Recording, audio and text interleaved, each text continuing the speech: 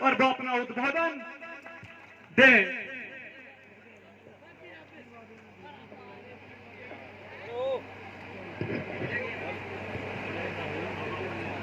सबसे पहले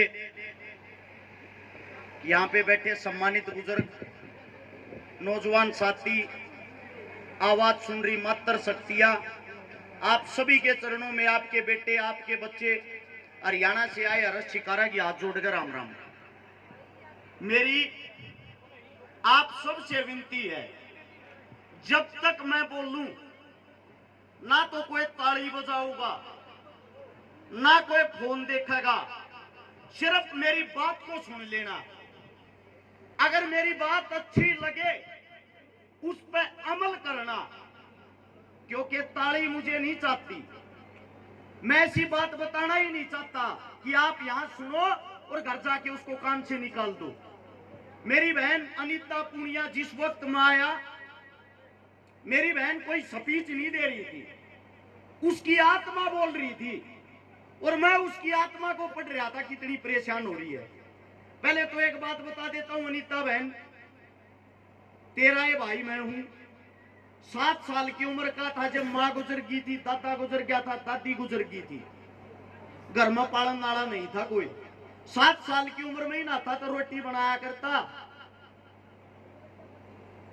और 11 साल से समाज सेवा कर रहा हूं, 11 साल से लोगों की गालियां सुन रहा हूं।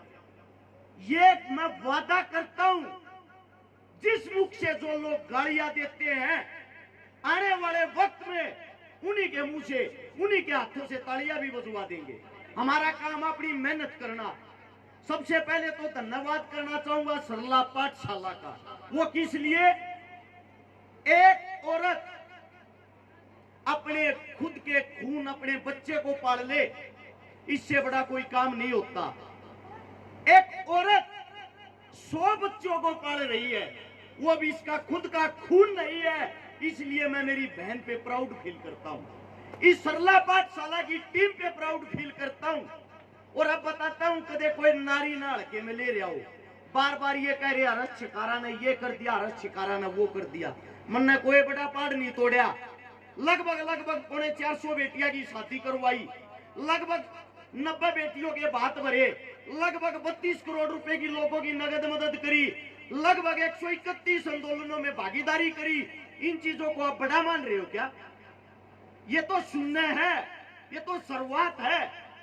और हम एक मर्द हैं, हम कहीं भी जा सकते हैं, कहीं भी आ सकते हैं। जैसे रिमन नैन मेरी बहन ने बताया, एक औरत के लिए कितना मुश्किल होता है, अकेली औरत क्या कर सकती है। आज आप लोगों को बताता हूं, एक हिंदुस्तान की पहली जासूस महिला थी जिसका नाम था नीरा आर्य, जो हमारे उत्तर प्रदेश के खेखड़ा में 5 मार्च 1902 को जन्मी थी, पैदा हुई थी। उस बेटी की हालत ऐसी थी, उसकी जब 5 साल की उम्र थी, उसके माता पिता ने अपनी बेटी की शादी करवा दी। और जब 7 साल की उम्र उस बेटी की हुई, उसके माता पिता चल बसे, वो बेटी अनाथ होगी। उस मासूम सी बच्ची को यह नहीं पता था तेरी किसके साथ शादी हुई है।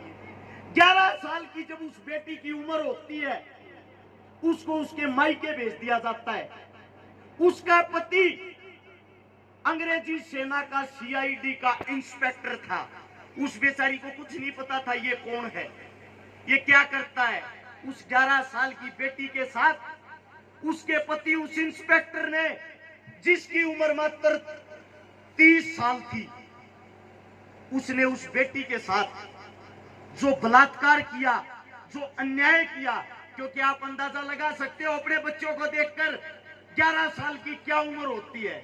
वो बेटी ना किसी को बता सकती थी, ना किसी के साथ अपना दुख साझा कर सकती थी।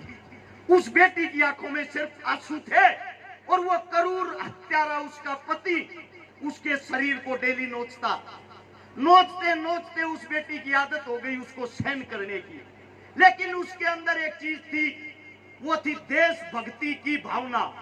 जब उसको पता लगा, वो यंग अवस्था में हुई, 16 साल की उसकी अवस्था हुई, कि तेरा पति तो अंग्रेजी सेना के अंदर इंस्पेक्टर है।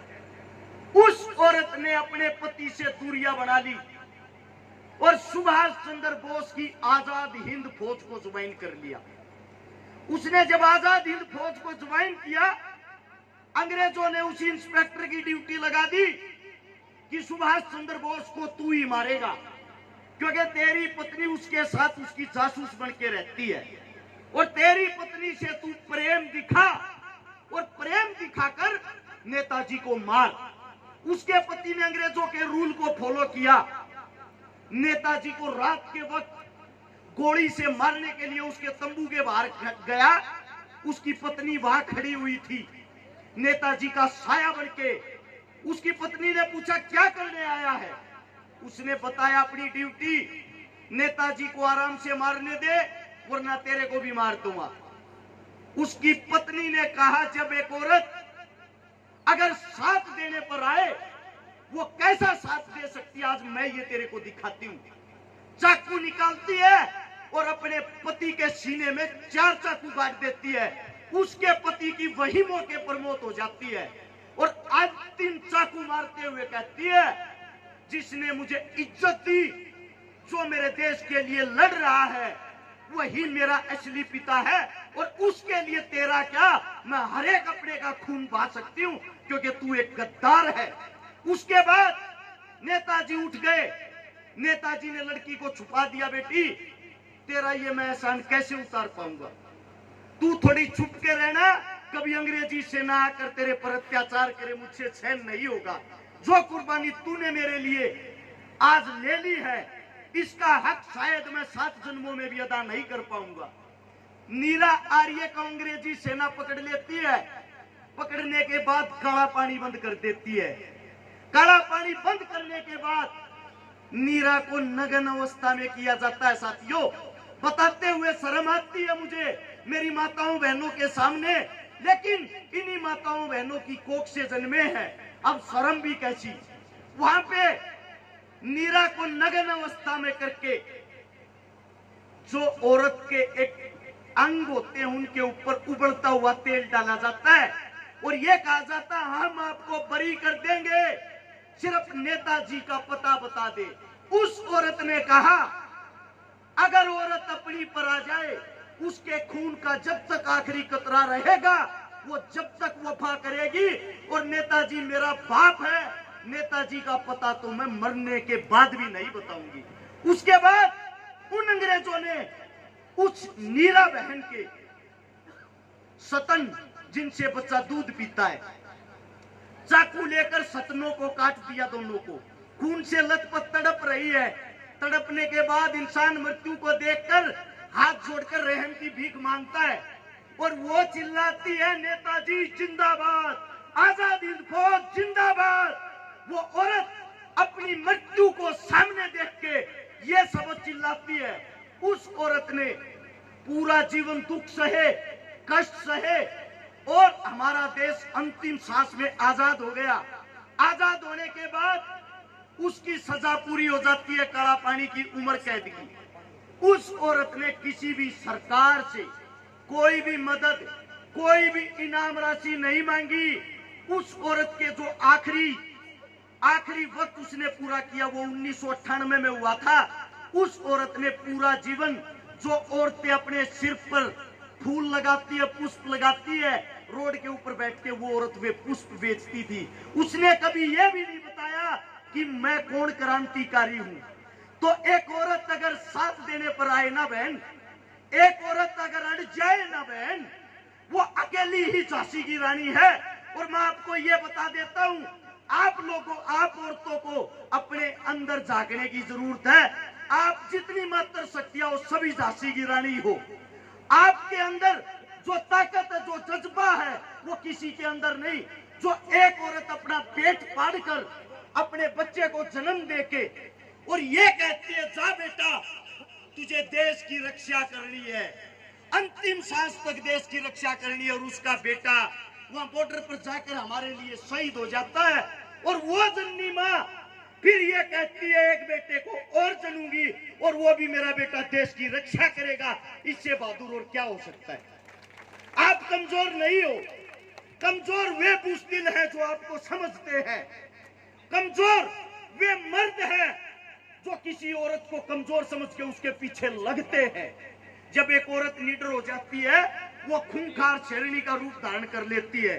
और मैं यहाँ पे जितने साथी जो बैठे हैं, मैं आप सबको एक बात बता देना चाहता हूँ, अगर आपके बीच से कोई औरत मेहनत कर रही हो, संघर्ष कर रही हो, आप लोगों का हक बनता उसका चाचा ताऊ भाई बनकर उसका साथ दे, एक ढाल के रूप में उसके चारों तरफ से खड़ा हो जाए। भले ही वो गलत कर रही हो, लेकिन इस वक्त जब तक साथ दो, जब तक आपको गलत ना दिखाई दे।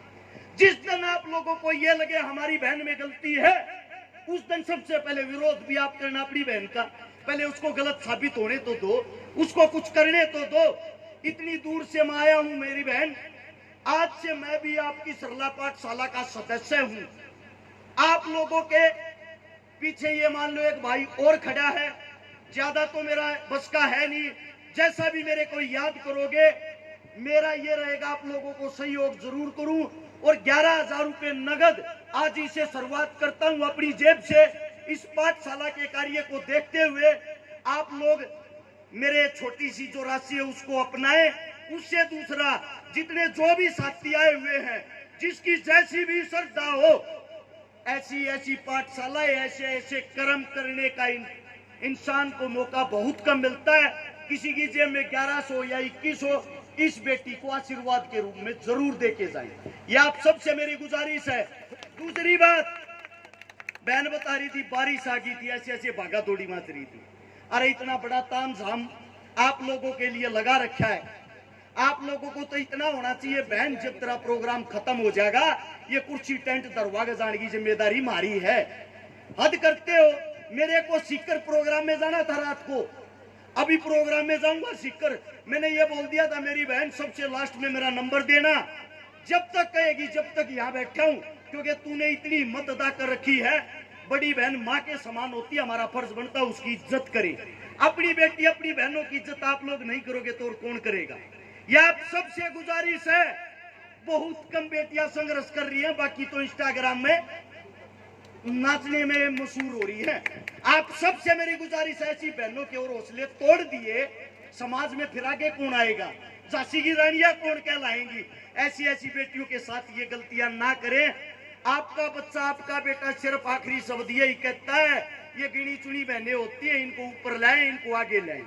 मेरे मुख से कोई गलत शब्द निकल गया हो, हाथ जोड़कर आपके चरणों में क्षमा चाहता हूं, क्योंकि आप ही का बेटा हूं, आप ही का बच्चा हूं। कभी पढ़ के नहीं बोलता, जो मुंह में आ जाता है, जो चीजें दिखाई देती हैं उन्हों को देखते हुए बोलता हूं। जैसे यहाँ पे वो झांसी की रानी बन के वो बेटी जो एक्ट कर रही थी, उन्हीं चीजों को देख के ये चीजें तुरंत दिमाग में आ गई, तो आप लोगों के सामने बताने की कोशिश की। उम्मीद है आप लोगों को ये बातें समझ में भी आई होगी, और कल से आप लोग भी किसी न किसी समाज सेवी का साथ जरूर दोगे और कोई न कोई अच्छा काम जरूर करोगे। आप सभी के चरणों में राम राम, जय हिंद।